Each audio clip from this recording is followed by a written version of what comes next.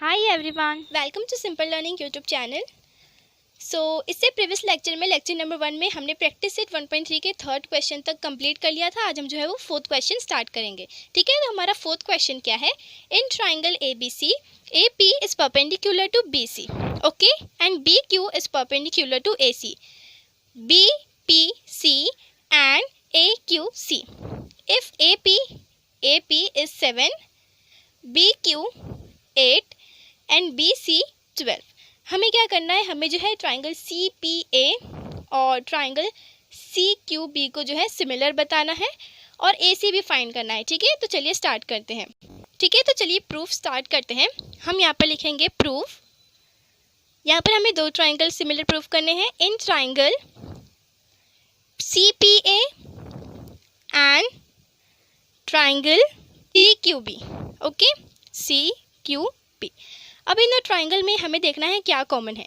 सबसे पहले हम लिखेंगे जो एंगल APC है, एंगल APC वो इक्वल है एंगल BQC के, एंगल BQC है, क्योंकि ये दोनों एंगल्स जो है वो 90 डिग्री के हैं, तो ये दोनों इक्वल हो जाएंगे, ये हमें गिवन है। ठीक है, उसके बाद सेकंड पॉइंट हम क्या लिखेंगे कि दोनों जो ट्राइंगल हैं उन ट्राइंगल्स में एंगल C कॉमन है। ठीक है, तो हम लिखेंगे angle ACP is equal to angle BCQ।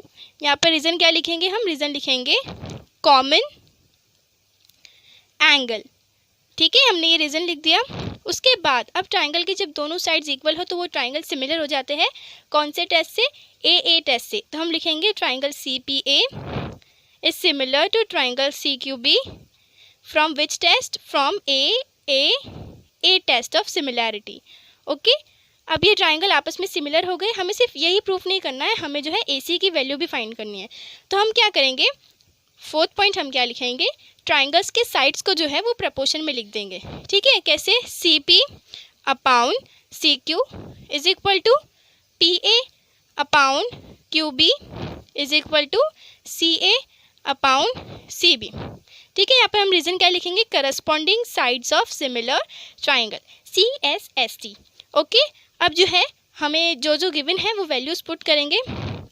देखिए यहाँ पर जो हमें AP गिवन है, हमें AP गिवन है मतलब PA, और BQ गिवन है मतलब QB, और BC भी गिवन है, यानी ये हमें AC फाइंड करना है। तो हम इस वाले पैर को निगलेक्ट करेंगे, हम ये दोनों पैर लेंगे। ठीक है, हम लिखेंगे PA upon QB is equal to CA upon CB। अब जो है 6 पॉइंट में इसकी वैल्यू रखेंगे। PA क्या है हमारा? 7, और QB है हमारे पास 8। AC जो है हमें फाइंड करना है, और CB है हमारे पास 12। अब जो है हम क्रॉस मल्टीप्लाई करेंगे तो ये कैसे हो जाएगा? 7 into 12 is equal to AC into 8। अब AC को हम अलग लिख लेंगे। AC is equal to 7 into 12 upon 8। 2 4 ज़ा 8 एंड 2 6 ज़ा 12, 2 2 ज़ा 4 एंड 2 3 ज़ा 6। ठीक है, तो यहाँ पर हमारे पास क्या आ गया? AC इज इक्वल टू 7 3 ज़ा 21 अपॉन 2। अब 21 को जो है हम डिवाइड करेंगे 2 से। तो यहाँ पर देखिए मैं डिवाइड कर रही हूँ 21 2 2 10 ज़ा 20, ओके, माइनस करेंगे आंसर आएगा 1। यहाँ पर पॉइंट लगाएंगे 0 एंड 2 5 ज़ा 10, तो हमारा आंसर क्या आ गया? हमारा आंसर आ गया 10.5। तो हमारी AC की जो वैल्यू है वो आ गई 10.5। देखिए इस तरीके से हम जो है पहले ट्राइंगल को सिमिलर प्रूफ करेंगे, उसके बाद उसके करस्पॉन्डिंग साइड्स को प्रपोर्शन में लिखेंगे और इस तरीके से क्रॉस मल्टीप्लाई करके सॉल्व करेंगे। ओके, ठीक है, तो यहाँ पर फिफ्थ क्वेश्चन देखिए। हमारे पास फिफ्थ क्वेश्चन क्या है? इन ट्रेपीजियम PQRS, ये एक ट्रेपीजियम है, इसमें जो साइड PQ है वो साइड SR के पैरेलल है। AR जो है, AR is equal to 5AP हमें ये दिया हुआ है, और AS is equal to 5AQ। Then prove that SR is equal to 5PQ। देखिए इस तरह का एग्जाम्पल मैंने आपको ऑलरेडी सॉल्व करवा चुका है, तो ये उसी तरीके से करेंगे। चलिए सॉल्व करते हैं। चलिए प्रूफ जो है स्टार्ट करते हैं। यहाँ पर हम लिखेंगे प्रूफ। ठीक है, सबसे पहले हमें जो गिवन है वही लिखेंगे, AR is equal to 5AP। तो हम इसे ऐसे लिख सकते हैं, AP अपॉन AR। सो AR के जो वैल्यू है वो है 1, तो यहाँ पर 1 आ जाएगा, और AP की वैल्यू क्या दी हुई है 5, तो यहाँ पर 5 आ जाएगा। अगर हम इसे क्रॉस मल्टीप्लाई करें तो हमें यही मिलेगा। ठीक है, तो हम इसे इस तरीके से भी लिख सकते हैं। उसके बाद हमें क्या गिवन है, उसके बाद हमें गिवन है AS is equal to 5AQ, तो हम इसे ऐसे लिख सकते हैं AQ अपॉन AS। ठीक है, तो हम इसे 1/5 लिखेंगे। इसे क्रॉस मल्टीप्लाई कीजिए तो यही मिलेगा। ठीक है, अब ये हो जाने के बाद जो है हम दो ट्राइंगल लेंगे। कौन से? In triangle PAQ and triangle SAR। ठीक है, ये दोनों ट्राइंगल्स जो है अपोजिट ट्राइंगल्स है, तो इन्हें हम लिए गए। देखिए आप लोग यहाँ पर AP अपॉन AR और AQ अपॉन AS की वैल्यू सेम है, तो ये दोनों आपस में इक्वल हो जाएंगे। तो हम यहाँ पर लिखेंगे AP upon AR is equal to AQ upon AS। अगर आप लोग फिगर में ध्यान से देखें तो ये जो साइड्स है वो ट्राइंगल की दो साइड्स है, और ये दोनों आपस में इक्वल है। ठीक है, अब उसके बाद जो है इन दोनों ट्राइंगल्स में एक और चीज़ कॉमन है। यस, एंगल PAQ जो है वो कॉन्ग्रेंट है एंगल SAR के, क्योंकि ये वर्टिकली अपोजिट एंगल्स है, और वर्टिकली अपोजिट एंगल्स जो है हमेशा इक्वल होते हैं।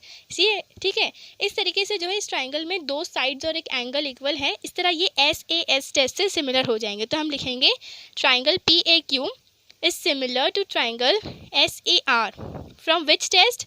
From SAS test of similarity. अब देखिए ट्राइंगल सिमिलर हो गया, अब उनकी साइड्स को जो है वो प्रपोर्शन में लिख सकते हैं। PA upon SA is equal to AQ upon AR is equal to PQ upon SR। अब आप लोग यहाँ पर देखिए AP upon AR and AQ upon AS की जो वैल्यू वो हमने ऑलरेडी निकाली है 1/5। ठीक है, इसका मतलब क्या हुआ कि जो PQ अपॉन SR की वैल्यू क्या आएगी 1/5। ठीक है, तो यहाँ पे क्रॉस मल्टीप्लिकेशन करेंगे तो यहाँ पे हमें क्या मिलेगा 5PQ is equal to SR। ठीक है, यही हमें प्रूफ करना था, तो हमने इस तरीके से इसे प्रूफ कर दिया। ओके, यहाँ पर आप लोग देखिए 6th question. In trapezium ABCD side AB is parallel to side DC, diagonal AC and BD intersect in point O। If AB is 20, AB क्या दिया हुआ है 20, DC is 6, OB is 15, then find what is the value of OD। ठीक है, तो चलिए find करते हैं। ठीक है, तो यहाँ पर प्रूफ में हम सबसे पहले क्या लिखेंगे, हम जो है वो दो ट्राइंगल लेंगे। हम लिखेंगे in triangle COD and triangle BOA। ठीक है, ये दोनों ट्राइंगल ले लिया। अब इन दोनों को हम सिमिलर प्रूफ करेंगे। कैसे? फर्स्ट पॉइंट हम क्या लिखेंगे, हमारा जो एंगल CDO है वो इक्वल है एंगल OBA के। कैसे? अब ये दोनों लाइंस पैरेलल है, तो एंगल D और एंगल B जो है वो करस्पॉन्डिंग एंगल्स हो जाएंगे। ठीक है, हम यहाँ पर रीजन में लिखेंगे करस्पॉन्डिंग एंगल्स से ये दोनों इक्वल हो गए। उसके बाद सेकेंड हम क्या लिख सकते हैं कि angle COD is equal to angle BOA। ठीक है, ये तो वर्टिकली अपोजिट एंगल है, आप लोगों को पता है, तो ये दोनों एंगल्स आपस में इक्वल हो गए। Therefore triangle COD is similar to triangle BOA from which test? From A test of similarity. ठीक है, अब ये दोनों सिमिलर हो गए। अब इसकी साइड्स को जो हम प्रपोर्शन में लिख देंगे। CO upon BO is equal to OD upon OA is equal to CD upon BA। अब जो हमें गिवन है, जिसकी वैल्यू हमें गिवन है, हम उसी का इस्तेमाल करेंगे। CO upon BO। ठीक है, ये हमने देख लिया। BO हमें क्या दे रखा है 15। ठीक है, OD अपॉन OA, हमें ना ही OD दिया हुआ है और ना ही OA दिया हुआ है, तो हम क्या करेंगे, हम लेंगे CD अपॉन BA। ठीक है, हम लिखेंगे CO upon BO is equal to CD upon BA। ठीक है, हम ये लिखेंगे। उसके बाद यहाँ पर हम देखेंगे कि जो CO की वैल्यू है वो OD की वैल्यू के इक्वल है। ठीक है, क्योंकि ये दोनों आपस में डायगोनल्स है, इस ट्रेपेजियम के डायगोनल्स है, तो डायगोनल्स हमेशा इक्वल होते हैं। इसका मतलब CO की जो वैल्यू होगी वही OD की वैल्यू के इक्वल होगी। ठीक है, तो हम CO की वैल्यू फाइंड करेंगे मतलब हमें OD की वैल्यू भी फाइंड हो जाएंगी। तो यहाँ पर हम लिखेंगे CO और BO की वैल्यू क्या दी हुई है हमें 15, CD की वैल्यू दी हुई है 6 और BA की वैल्यू है 20। अब जो है हम क्रॉस मल्टीप्लाई करेंगे CO into 20 and 15 into 6। CO is equal to 15 into 6 upon 20, that is 5 3s are 15 and 5 4s are 20, 2 2s are 4 and 2 3s are 6। तो CO हमें क्या मिल गया 3 3s are 9 अपॉन 2। 9 अपॉन 2 का मतलब क्या होता है 4.5। तो हम इसे कट करेंगे और हमारी जो CO की वैल्यू है वो आ गई 4.5। इसका मतलब क्या हुआ कि हमें OD की वैल्यू भी फाइंड हो गई, दैट इज़ 4.5। ठीक है, इस तरीके से आपको पजल करने के लिए क्वेश्चंस पूछे जाते हैं, आपको बहुत ही ध्यान से समझ के करना है।